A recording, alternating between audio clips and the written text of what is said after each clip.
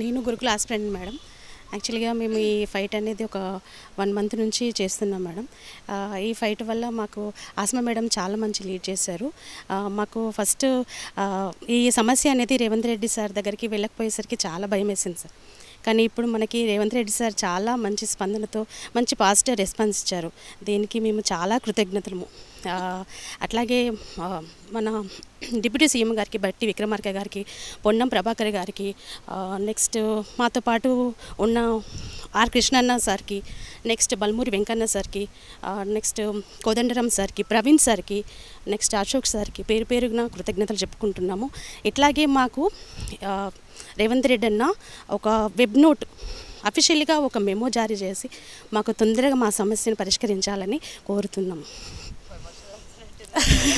చాలా ఎక్సైటెడ్గా ఉన్నా, చాలా ఎమోషనల్గా ఉన్నా.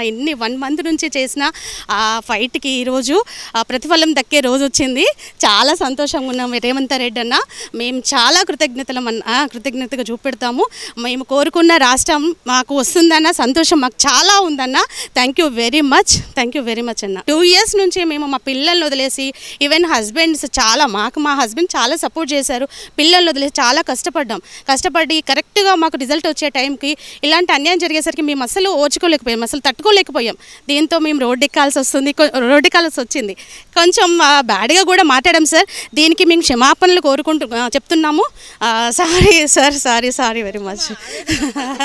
ఆవేదన అంతే, కోపమే మా బాధ ఆ రూపంలో వచ్చింది అంతే.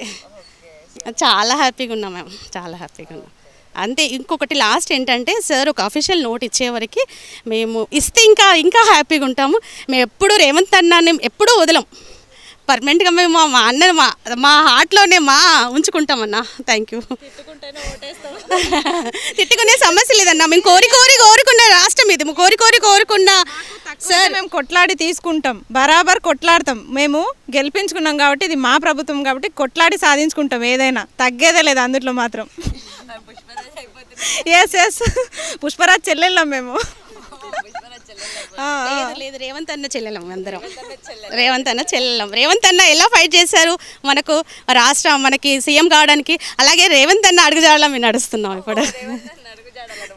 రేవంత్ అంతే. మాది పెద్దపల్లి డిస్ట్రిక్ట్ మేడం. అవును మేడం. థ్యాంక్స్ చెప్పుకోవడానికి, ఓన్లీ థ్యాంక్ యూ చెప్పుకోవడానికి అంత దూరం వచ్చి చెప్తున్నాం.